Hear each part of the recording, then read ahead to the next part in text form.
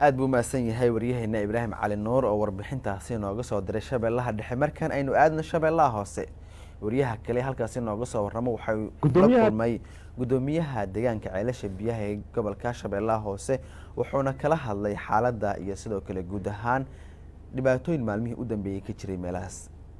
deegaanka ceelasha biyaha waxa uu ka mid yahay deegaanada gobolka Shabeellaha Hoose waxa halkan deegaansanaya dadyow aad u fara badan kuwaas oo iskugu jira ganacsato iyo dad kale oo ka soo barakacay deegaanada gobolka Shabeellaha Hoose ee ka dhacaan duqeymaha dhanka hawada ah haddaba wax ka yar 6 bilood waxa ka shaqeynaya deegaankan maamul u dhawaan u soo magacaabay maamulka sare ee gobolka Shabeellaha Hoose si bulshada kala duwan ee deegaansanaya halkan ay u helaan adeegyada dawliga ah Bile Ahmed waa gudoomiyaha deegaanka ceelasha biyaha waxa uu barnaamijka bandhiga TV-ga caalamiga ah ee Universal uu wax ka weydiiyay waxyaabaha u qabsoomay maamulkiisa tan iyo markii la soo magacaabay iyo qorshayaasha ugu dagsan barakacayaasha ku nool deegaankan santa waa dhawahay idinkana ku soo dhawaada ma sha Allah wax badan ayaa nooga hirgalay awalan ila binaadanka wax uu qorsheysanaa ilaahay qorshihiisna waa gooni laakiin meel fiican ay noo maraysaa 80% waan dhihi karnaa wixii aan mataqaanaa aan degsanay qorshooyinka aan degsanay way noo hirgaleen 20 dhiman oo dhameystiri doonaa insha Allah aad gudoomiye deegaankan ceelasha biyaha ilaa la foole ilaa afgooye waxa uu deegaan u yahay oo deegaansanaya dad shacab aad u fara badan oo danyar ah ama barakac ka ah meelaha abaarta ka dhacday iyo dagaalada gobolka ka socdaan ayaa halkan soo deegaansada dadkaas tirokoob ma ku sameyseen in mana jiraan hadda ka hor wax codsiya aad birsateen haddii aysan jirinna iminka uu ka faa'iideysanaya fursadaha university ee siisay xadiile ها وكورهنا أو تركوب كحدثنا كوجود جرنا عطسي عن متقنا عن معمول كوفر قلبات عن عقاع السنة عن كعافماتك عن هذين نقطة سانيتيشن كبيها نظيف كعيرل وحبر الشو تذكر صوب بركعي إنه هلان ومهمة عن قاع السنة وأنا ودنا عن تركوب كانوا ينص عضاء هذا كامل إلا وحلوش لحد سدح كام أكو تعالى ديان كان هذا عن جميع كاهي waa la kulanay hay'adahana waa ka codsanay inay caawiyaan waxaan kaloo sameynay aan dhibaatooyinka ku ah waxay tahay dhullaha iyo kaamlaha ninka gudoomiyaha u ah kaamka dadka meesha ay degan yihiin ayaa mataqaana mar walba isfahmuwa u ka dhacaa dhullihii ayaa mataqaana dhulkiisa u baahan kara dadkii mataqaana wuxuu leeyahay ka kaca markaas mataqaana dadkii meel ay tagaan ma laha waqti muddo lama siinayo oo heshiis ma laha marka sidaa daraadeed cabashadaas ay noo timid waxaan go'aansanay inuu maamulka mar walba heshiiska dhullaha iyo kaamlayaasha ay galayaan in mar walba goobjoog ka ahaan aan qorno saasna hadda sameynaa hadda saddex kaam hadda marayna aan heshiis aan qornay kuwa kale ma ogeysiin way noo imaan doonaa midda kale waxaa ayadan dhibaatooyin aan ka jirno waxaa wacyigelin loo sameeyey kaamlayaasha ninka kaamka maamulo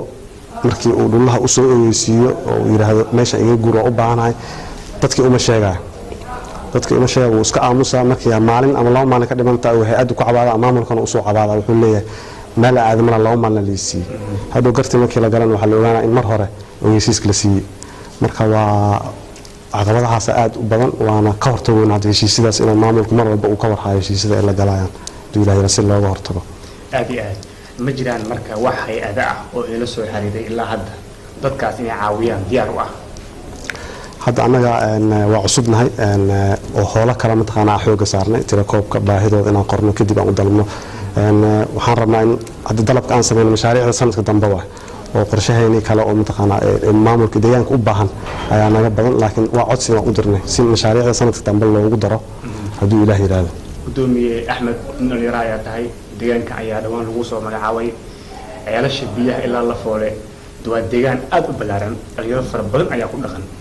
wada shaqeynta iyo isku xirka dhalinyaradaasi intuu leeyahay inta dhaxaysa aad u fiicanta shacabka mataqaana deegaankan hadda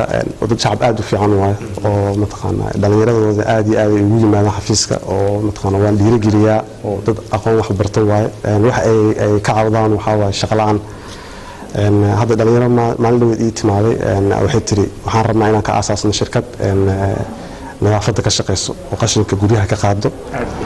waan ku dhiirigelin maamulka waxaan dhahay waa idinku taageera oo taakuleen aan siinaa hadda tan shirkadaas wiil dhalinyaro oo waayo oo mataqaana shaqo abuur samaysto jaamacad ka soo baxay marka ku faraxsanahay waana sidoo kale waa ogeysiinayna dhalinyarada kale ayagana inay la yimaadaan mashaariic si aadna ugu garabsiisid waxaan ka caawin karnaa ka caawin wixii kale aan mataqaanaa aan dawladda ama dawladda gobolka koonfur galbeed ama dawladda federaalka aan ka codsano si dhalinyaradaas loo dhiirigeliyo shaqo abuur loogu sameeyo gudoomiye maamulka aad hogaamiso ee halkan ka taliya ma jiraan wax cashuuraha lacag oo ay qaadaan haddeertan waa deegaanka la fooliya ceelasha waa deegaan aad u ballaaran canshuur si toos loo qaado mataqaanaa haddeertan ma jirto oo si haddii loo fiirin waxaa deegaanka afgooya hoos tagnaa ayagaa mataqaanaa shuruuc dejintaas iska leh iyo mataqaanaa gudoomiyaha gobolka iyo dowladda koonfur galbeed marka waa madaxda naga sareysaa ka sugayna insha Allah qorshayaal xagga ka soo baxayaan soo maaha anagana dadaalkeena halkan ka wadnaa oo mataqaanaa ilan maamulka u baahan silaadkiis wax lagu fududeeyo howlaha maamulka oo qabanaya moogta wax lacag marka ma qaadaysan waa lagu qasbaya si lagu hormariyo waa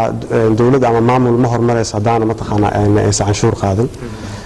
waana rajaynaynaa waana ku jirnaa mataqaanaa waa inay hergesho hadduu ilaa yidhaahdo oo asbaabo badan hortaagan marka taasna waxaa waaye caqabadaha markii hore aan ugu imid taasaan rabaa inaan ka gudbo kadib aan mataqaanaa aan taas ku tagno hadduu ilaa yidhaahdo gudoomiye ugu dambeyn maxaad leedahay bulshada aad hogaamiso waxaa ku dhiirigelinaa inay mataqaanaa ay hal abuur la yimaadaan khaasatan dhalinyaro maadaama aan dhalinyaro ahay inay mataqaanaa ay hal abuur la yimaadaan wax walbaba gacmo furna kusoo dhaweynaynaa annaga ka jecel mataqaanaa inay horumaraan oo mataqaanaa dalkan wax kusoo kordhiyaan dawladda taas waxaan ku dhiirigelinaa khaasatan dhalinyarada inay mataqaanaa aad iyo aad u dadaalaan odayaashana waxaan ayagana ka codsanaya shacabka iyo ganacsatada inay mataqaanaa ayagana garab nagu siiyaan dhalinyaradaas ay garab siiyaan maamulka ay garab siiyaan gacmo wadajir ay wax ku gooyaan marka hanala shaqeeya anagana diyaar ay idin nahan inaan idinla shaqeyno aad iyo aad gudoomiye kugu mahadcelinaya waa mahadsantahay cabdiweli cali online barnaamijka bandhiga TV-ga caalamiga ah ee Universal gobolka Shabeellaha Hoose